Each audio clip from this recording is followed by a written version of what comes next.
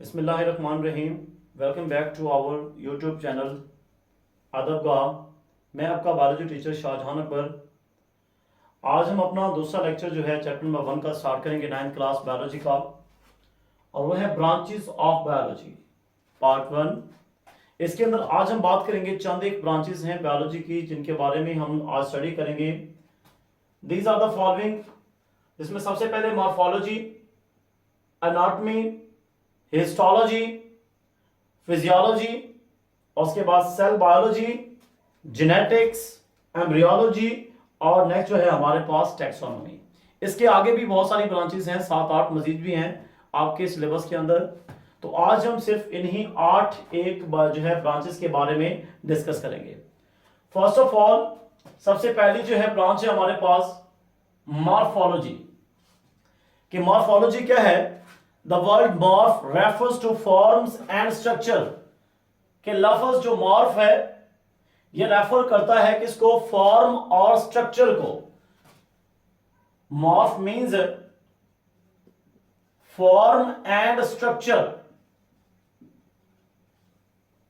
तो गौर कीजिएगा, the branch of biology that deals with the study of forms and structure of living organism.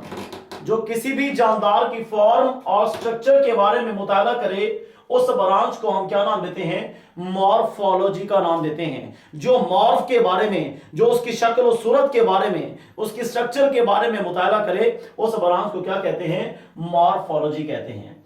Forms, उसकी हालत की, वो किस फॉर्म में एग्जिस्ट कर रही है, उसका रूप जो है, जैसा कि सिलेंड्रिकल है, बॉडी जो है इस फॉर्म में है। उसके स्ट्रक्चर मतलब कि उसके आज़ा कौन कौन से हैं, कौन कौन से उसके पार्ट्स हैं, जैसा कि प्लांट्स के अंदर हम पढ़ते हैं स्टेम है, रूट है, लीफ है, that is the structure of organism. वो एक जानदार के ऑर्गेनिज्म की क्या है? स्ट्रक्चर है हमारे पास। तो मॉर्फोलॉजी के अंदर हम क्या करते हैं? फॉर्म्स और structure of organisms are studied under this branch. उसके बाद नेक्स्ट हमारे पास क्या है? Anatomy. Anatomy, the branch of biology in which we study about the internal structure of living organism. कि इसके अंदर हम क्या करते हैं कि किसी भी ऑर्गेनिज्म की इंटरनल अंदरूनी साख्तों का मुताला करते हैं। So in this we study about internal structures of living organisms. Internal structures of life, एक जानदार की अंदरूनी साख्तों का मुताला करना क्या कहलाता है? तवज्जो कीजिएगा, एनाटॉमी कहलाता है। इंटरनल स्ट्रक्चर्स, अब कौन से इंटरनल स्ट्रक्चर्स हैं एक जानदार के अंदर? तवज्जो कीजिएगा, उसके ऑर्गन्स हैं, उसके आज़ा हैं, उसके बॉडी पार्ट्स के अंदर बात करते हैं, तो उन बॉडी पार्ट्स की, उन अंदरूनी आज़ा का मुताला करना क्या कहलाता है? एनाटॉमी कहलाता है। मिसाल के तौर पे इंटरनल स्ट्रक्चर्स कौन कौन सी हैं? हार्ट है, लिवर है, किडनी है। These are the internal structure inside the human beings. इसी तरह हम बात करते हैं किसके? प्लांट्स के अंदर। प्लांट्स के अंदर इंटरनल ऑर्गन्स क्या हैं? उनके टिश्यूज हैं, उनके सेल्स हैं, हम उनकी बात करते हैं। तो that the study of internal structure of life is called as anatomy. उसके बाद नेक्स्ट है हमारे पास अगली ब्रांच जो है, दैट इज हिस्टोलॉजी। हिस्टोलॉजी क्या है? The microscopic study of tissues in the organism. के जानदारों के टिश्यूज का माइक्रोस्कोपिक स्टडी जो है, माइक्रोस्कोप की मदद से जानदारों के टिश्यू का मुताला क्या कहलाता है? Is called as histology. Mean refers to the study of tissues, but microscopic study. वो जो है स्टडी किसकी मदद से होगी? माइक्रोस्कोप की मदद से होगी। तो हमें यहां पे माइक्रोस्कोप का इस्तेमाल करना पड़ेगा। We are refers to the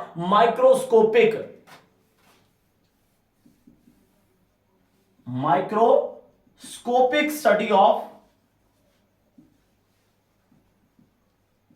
tissues of life. के जानदारों के टिश्यू का हम क्या कर रहे हैं? मुताला कर रहे हैं, लेकिन किसकी मदद से? माइक्रोस्कोप की मदद से मुताला कर रहे हैं। With the help of microscope, with the aid of microscope, microscope को इस्तेमाल करके। वो हमारे पास कोई भी माइक्रोस्कोप हो सकती है, वो लाइट माइक्रोस्कोप हो सकती है, वो इलेक्ट्रॉन माइक्रोस्कोप हो सकती है, या उसकी कोई टाइप्स हो सकती है। जब हम टिश्यू का मुताला करेंगे माइक्रोस्कोप की मदद से, वी आर स्टडिंग अंडर, या we are comes under the branch of biology called as histology. तो उस वक्त हम हिस्टोलॉजी के अंदर जो है काम कर रहे हैं। उसके बाद नेक्स्ट है आपके पास physiology. The word physiolo is comes to the physical. Physiology क्या है? हमारे पास ऐसी ब्रांच है बायोलॉजी की जिसमें हम क्या करते हैं, डिफरेंट बॉडी पार्ट्स के फंक्शन की बात करते हैं। वजह कीजिएगा, in this branch we study the function of different parts of living body. कि जो हमारे पास लिविंग बॉडी है, जो लाइफ है, जो लिविंग ऑर्गेनिज्म है, उसके जो मुख्तलिफ आज़ा हैं, डिफरेंट पार्ट्स हैं, उन डिफरेंट पार्ट्स के जो क्या है फंक्शंस हैं, उन फंक्शंस का, उन कामों का मुताला क्या कहलाता है? फिजियोलॉजी कहलाता है। So the branch of biology in which we deal with the study of, और की जगह क्या स्टडी कर रहे हैं? The functions, क्या किसकी बात कर रहे हैं? फंक्शंस की बात कर रहे हैं, उनके काम की बात कर रहे हैं, उनके अफआल की बात कर रहे हैं। और किन के अफआल की बात कर रहे हैं? अफआल क्या है आपके पास? Different parts of living body. मिसाल के तौर पे यहां पे हमारे पास लिविंग बॉडी के डिफरेंट पार्ट्स हैं, जैसा कि हार्ट है। अगर हम सिर्फ हार्ट की बात करते हैं तो वो आपके पास के इंटरनल ऑर्गन भी है, we are also in anatomy, but here we study about its function only. लेकिन हम यहां पे सिर्फ और सिर्फ इसकी क्या बात करेंगे? इसके काम के बारे में बात करेंगे। उसका काम क्या है, उसका फंक्शन क्या है? तो heart is functioning as a circulating the blood. ये क्या करता है? बॉडी लिक्विड या बॉडी फ्लूइड या फ्लड को क्या, ब्लड को क्या करता है? सर्कुलेट करता है, सर्कुलेट्स ब्लड। इसी तरह हमारे पास और है, लंग्स क्या करता है? गैसियस एक्सचेंज है, उसका काम है। तो जब हम किसी बॉडी ऑर्गन्स के काम का मुताला करेंगे, वो are under the branch of biology called as physiology. तो हम किसके अंदर हैं? फिजियोलॉजी की बात कर रहे हैं। उसके बाद हमारे पास क्या है? Cell biology. लफ्ज खुद ही अपना जवाब है। सेल क्या है आपके पास? सेल की बात कर रहे हैं, बायोलॉजी इन लिविंग ऑर्गेनिज्म। तो हम क्या करते हैं? लिविंग ऑर्गेनिज्म के अंदर जानदारों का जो बेसिक स्ट्रक्चरल और फंक्शनल यूनिट सेल है, उसका मुताला करते हैं। In this branch we study about the cell function and its structure. कि हमारे पास क्या है? बायोलॉजी की ऐसी शाख जिसमें हम सेल के फंक्शंस और उसकी स्ट्रक्चर, उसकी शक्ल सूरत, उसकी क्या है शेप, उसका मुताला करते हैं। उस ब्रांच को क्या नाम देते हैं? सेल बायोलॉजी का नाम देते हैं। तो हम यहां पर कन्फाइन, सिर्फ हम यहां पर जो है लिमिटेड नहीं है इस सेल के फंक्शन या उसके स्ट्रक्चर के बारे में। हम उसकी इंटरनल स्ट्रक्चर की भी बात कर सकते हैं, उसके अंदर मौजूद ऑर्गेनाइज की भी बात करेंगे। So here we also and here we also discuss cell organelles. यहां पे हम सेल ऑर्गेनलीज की भी बात करेंगे कि सेल के अंदर जो मजीद छोटी ऑर्गेनलीज हैं उनके फंक्शन की बात करेंगे। हम सेल डिवीजन की बात करेंगे, अबाउट सेल डिवीजन भी आ सकती है इसके अंदर, कि सेल की तकसीम जो आप पढ़ते रहे हैं, जो है आप इस कंसेप्ट के बारे में 8वीं क्लास के अंदर आपके जो है वहां पे भी मौजूद है, जिसके हम क्या बात करते हैं? सेल डिवीजन में माइटोसिस है या मियोसिस है। तो ये हम क्या करते हैं? इसको हम स्टडी करते हैं सेल बायोलॉजी के अंदर। उसके बाद नेक्स्ट आपकी क्या है? एक ब्रांच है, नाम है genetics. Genetics mean in this branch we study about gene and its role in inheritance। इसके अंदर हम किसकी बात करते हैं? जीन की बात करते हैं। जीन और इसका किरदार किसमें है? और रोल इन इनहेरिटेंस के मतलब क्या है?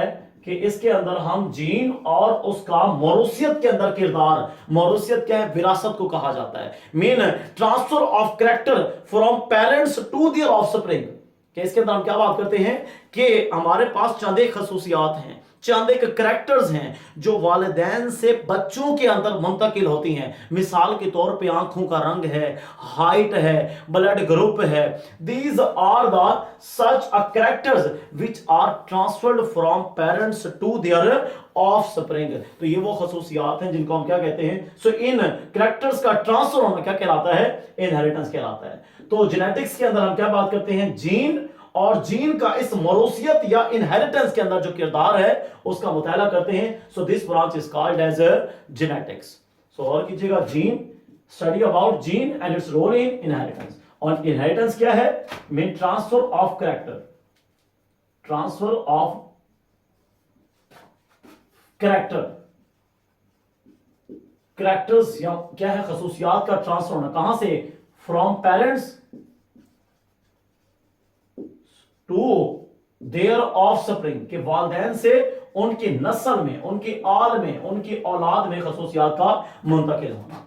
सो that is called as genetics. अब हम बात करेंगे नेक्स्ट जो है, that is embryology. In this branch we study about the embryo, study about embryo, कि इस ब्रांच में हम एम्ब्रियो की बात करेंगे। What is embryo, that is a developed form of zygote, जो कि जाइगोट के डेवलप फॉर्म है।